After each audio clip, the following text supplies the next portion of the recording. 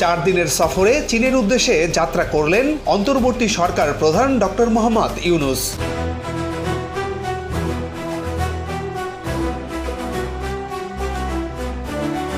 বিগত আওয়ামী লীগ সরকারের প্রধান শেখ হাসিনা যেখানে শেষ করেছিলেন সেখান থেকেই শুরু করছেন ডক্টর ইউনূস। ক্ষমতাচ্যুত হওয়ার ঠিক 1 মাস আগে 2024 সালের 8 জুলাই বেইজিং সফরে যান তৎকালীন প্রধানমন্ত্রী শেখ হাসিনা। আর 26 মার্চ বাংলাদেশের স্বাধীনতা দিবসে রাষ্ট্রীয় সফরে চীন গেলেন প্রধান উপদেষ্টা ডক্টর মোহাম্মদ ইউনূস। দুপুর 1টায় তিনি বেইজিং থেকে পাঠানো বিশেষ বিমানে চীনের উদ্দেশ্যে যাত্রা করেন। একদিকে ভারতের সাথে চীনের আঞ্চলিক আধিপত্যের প্রশ্নে বৈরিতা ও যুক্তরাষ্ট্রের সাথে চীনের বৈশ্বিক পরিমণ্ডলে দ্বন্দ্ব যখন ক্রমেই ঘনীভূত হচ্ছে, তখন আবার বাংলাদেশ ভারত সম্পর্কের টানাপোড়েন আর চীন বাংলাদেশের গলায় গলায় ভাব এই অঞ্চলের ভূ রাজনীতি ও কূটনীতিতে নানা হিসেবের জন্ম দিচ্ছে। প্রশ্ন উঠছে, কেন বাংলাদেশকে কাছে টানছে চীন? কি তার স্বার্থ? আবার বাংলাদেশের সামরিক খাত, পানি ব্যবস্থাপনা ও অর্থনৈতিক সংস্কারে চীনের বন্ধুত্বের উপরই আস্থা রাখতে চায় বাংলাদেশ। তাহলে জেনে আসা যাক, শি জিনপিং এর আমন্ত্রণে নোবেলজয়ী ডক্টর ইউনূসের চীন সফর কেন অত্যন্ত গুরুত্বপূর্ণ। বাংলাদেশ কি শুধু নিতেই যাবে, নাকি চীনেরও কিছু চাওয়া আছে? কি সেই চাওয়া? আর চীন সফরের পরপরই ভারতের প্রধানমন্ত্রী নরেন্দ্র মোদীর সাথে কেন বৈঠক করতে চান ডক্টর ইউনূস? এক এক করে তুলে ধরব সব প্রশ্নের উত্তর। ডক্টর ইউনূসের চীন সফর কূটনৈতিক ভারসাম্য নাকি নতুন দিগন্ত? নিঃসন্দেহে প্রধান উপদেষ্টার প্রথম দ্বিপাক্ষিক সফরে চীনকে বেছে নেয়া কূটনৈতিকভাবে ভিন্ন মাত্রা যোগ করছে। 1975 সালে বাংলাদেশকে স্বীকৃতি দেওয়ার মধ্য দিয়ে চীন বাংলাদেশের কূটনৈতিক সম্পর্ক স্থাপিত হয়। এবছর এই সম্পর্কের 5 দশক পূর্ণ হলো, যে সম্পর্ক প্রগাঢ় বন্ধুত্বের, আস্থার আর অংশীদারত্বের।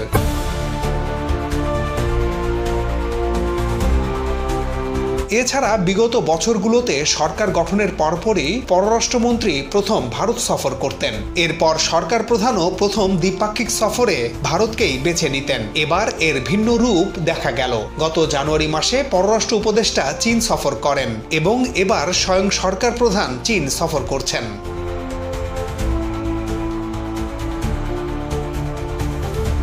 এমনিতেই ডক্টর ইউনূসের বিশ্বজুড়ে ব্যক্তিগত ইমেজ আছে। কোথাও তার উপস্থিতি মানে বাংলাদেশের কূটনীতিকে যে কারো চেয়ে এক ধাপ ওপরে নিয়ে যায়। ফলে চীন সফরে ডক্টর ইউনূস বেইজিং এর সাথে দ্বিপাক্ষিক সম্পর্কের বাইরেও যোগ করবেন আরও ভিন্ন কিছু মাত্রা। প্রথমে চীনের পাঠানো চার্টার ফ্লাইটে হাইনান প্রদেশে যান প্রধান উপদেষ্টা। 27 মার্চ হাইনানে অস্ট্রেলিয়া ও এশিয়ার 25 দেশের জোট বোয়াও ফোরাম ফর এশিয়ার সম্মেলনে যোগ দেবেন তিনি। এরপর সেখান থেকে যাবেন চীনের রাজধানী বেইজিং এ। আর 28 তারিখে বেইজিং এর গ্রেট হল অব দ্য পিপলে চীনের প্রেসিডেন্ট শি জিনপিং এর সঙ্গে শীর্ষ বৈঠক করবেন। এর বাইরেও ব্যবসায়ীদের সংলাপে যোগ দেবেন এবং চীনের পিকিং ইউনিভার্সিটিতে একটি বক্তৃতা দেবেন ডক্টর ইউনূস। একজন নোবেলজয়ীর বক্তব্য শুনতে যেখানে অধীর আগ্রহে অপেক্ষা করছেন অসংখ্য শিক্ষার্থী।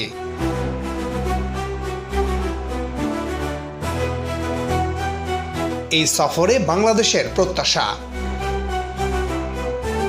রাষ্ট্রীয় সফরে 2 শীর্ষ নেতার বৈঠক খুব গুরুত্বপূর্ণ। এই সফরে 7 চুক্তি ও সমঝোতা স্মারক সই হওয়ার সম্ভাবনা আছে। ইউনূস ও শির বৈঠকে স্বাস্থ্য খাতে ভবিষ্যৎ সহযোগিতার বিষয়ে গুরুত্ব পাবে। এরই মধ্যে বাংলাদেশ থেকে প্রথম দলটি চীনের কুনমিংয়ে গেছে। তারা চীনের স্বাস্থ্য সেবায় সন্তুষ্ট। কুনমিংয়ে 4টি হাসপাতালকে বাংলাদেশে রোগীদের জন্য নির্বাচিত করা হয়েছে। এছাড়া বাংলাদেশে চীনের একটি বিশেষায়িত হাসপাতাল প্রতিষ্ঠার বিষয়ে 2 শীর্ষ নেতার বৈঠকে আলোচনা হবে।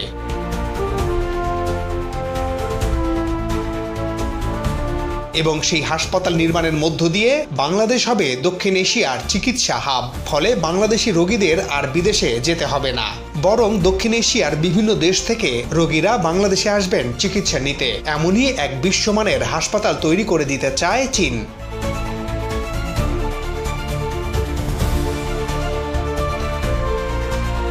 এছাড়া 5 বছরে বাংলাদেশ থেকে 1000 তরুণকে চীন সরকার সফরের জন্য আমন্ত্রণ জানাবে। এমনিতে বাংলাদেশের সামরিক খাতে চীনের প্রভাব বিশাল। চীন চায় এই খাতে আরও অংশগ্রহণ বাড়াতে। বাংলাদেশে সমরাস্ত্র কারখানায় স্থাপন সহ এই খাতে নানাভাবে জড়িত থাকতে চায় চীন।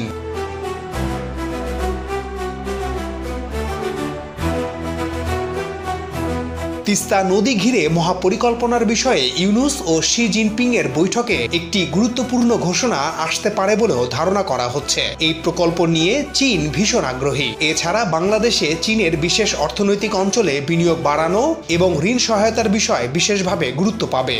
আর অবশ্যই রোহিঙ্গা সংকট সমাধানে চীনকে শক্তভাবে পাশে চায় বাংলাদেশ। কিন্তু চীন কি চায়? আসলে চীন কি চায় সেটাও গুরুত্বপূর্ণ। বরাবরই চীন বাংলাদেশের অন্যতম প্রধান উন্নয়ন অংশীদার, কিন্তু এরপরেও বন্ধুত্ব কখনো একতরফা কিছু নয়, সেখানে স্বার্থ থাকা স্বাভাবিক। বাংলাদেশ যেমন চীনের কাছ থেকে অর্থনৈতিক বিষয়ে সহযোগিতা চায়, চীন সেখানে চায় রাজনৈতিক সহযোগিতা। আর এই রাজনৈতিক সহযোগিতার কেন্দ্রে থাকবে এক চীন নীতি এবং প্রেসিডেন্ট শি জিনপিং এর বৈশ্বিক উন্নয়ন উদ্যোগ জিডিআইতে বাংলাদেশের যুক্ততা।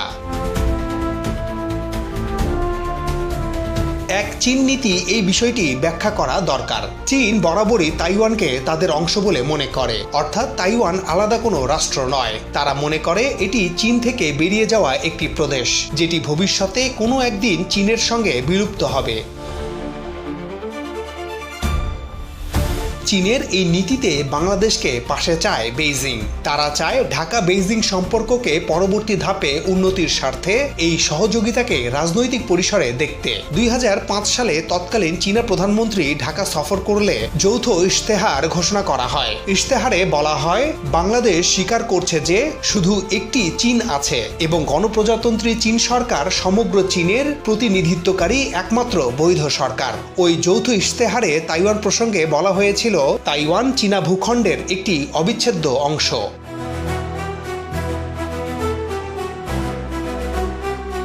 এবং শেখ হাসিনা সরকারের সময় 2024 সালের 10 জুলাই বাংলাদেশ ও চীনের মধ্যকার যৌথ ঘোষণা অনুযায়ী বাংলাদেশ এক চীন নীতির প্রতি দৃঢ় প্রতিশ্রুতি পুনর্ব্যক্ত করে। চীন এবারও চায় ইউনূস সরকার একই রকম ঘোষণা দিক।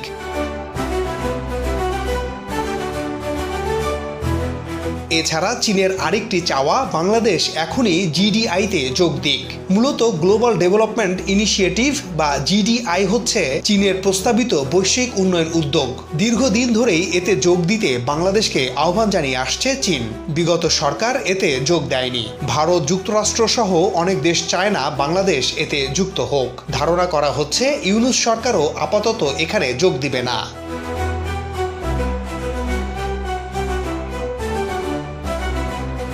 এছাড়া বাংলাদেশে চীনা বিনিয়োগ ক্রমশ বাড়ছে, তাই চীন চাইবে তার বিনিয়োগ প্রকল্পগুলোর নিরাপত্তা এবং দীর্ঘমেয়াদী স্থায়িত্ব নিশ্চিত করা হোক। বিশেষত বিদ্যুৎ ও অবকাঠামো খাতে চীনের কার্যক্রম নির্বিঘ্ন রাখতে তারা নতুন কিছু চুক্তি চাইতে পারে। এছাড়া এশিয়ার আঞ্চলিক ভূ রাজনীতিতে চীন তার প্রভাব ধরে রাখতে তৎপর।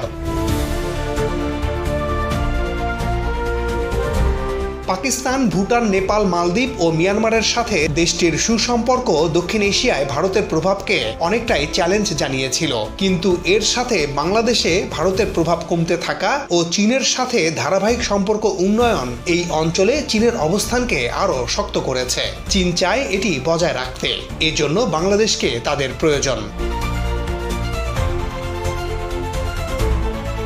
সুতরাং ডক্টর ইউনূসের চীন সফর দুই দেশের স্বার্থ রক্ষার কৌশল যেমন, তেমনি বন্ধুত্বকে আরেক উচ্চতায় নিয়ে যাওয়ার প্রেরণা বলা যায়।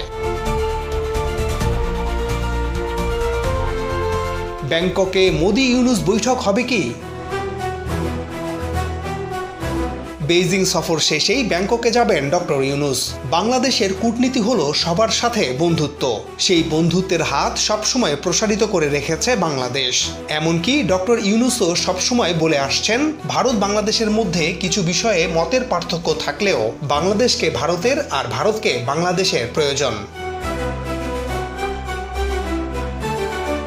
এমনকি বাংলাদেশের সমুদ্র বন্দর ঘিরে ভারতের সেভেন সিস্টার্স ও নেপাল ভুটানের সাথে বাণিজ্যিক ও অর্থনৈতিক সম্ভাবনার কথা বেশ কয়েকবার বলেছেন প্রধান উপদেষ্টা। ভারতের বিভিন্ন রাজ্যের মুখ্যমন্ত্রীরাও বাংলাদেশের সাথে বাণিজ্যিক ও অর্থনৈতিক সম্পর্ক বজায় রাখার পক্ষে বলতে শুরু করেছেন, কিন্তু এই সংকটের মূলে নরেন্দ্র মোদি।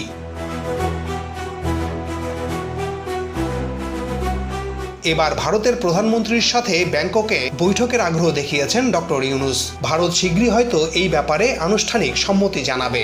যদি এই বৈঠক হয় তাহলে এটি হবে একটি তাৎপর্যপূর্ণ কূটনৈতিক পদক্ষেপ। বিশেষ করে চীন সফরের পরেই মোদির সাথে বৈঠক ভারতের উদ্বেগ প্রশমন করবে। এছাড়া সীমান্তে বাংলাদেশি হত্যাসহ দুই দেশের মধ্যে যেসব বিষয় নিয়ে সাম্প্রতিক তিক্ততা দেখা দিয়েছে, আলোচনার মাধ্যমে সেই সংকট কাটিয়ে ওঠার পথ দেখাবে দুই সরকার প্রধানের বৈঠক। যা হোক, ডক্টর ইউনূসের সাথে শি জিনপিং ও মোদির বৈঠক নিয়ে আপনাদের মতামত কি? নিশ্চয়ই মন্তব্য করে জানাবেন। সবাই ভালো থাকুন। সাবস্ক্রাইব করে আমাদের সাথে থাকার আমন্ত্রণ।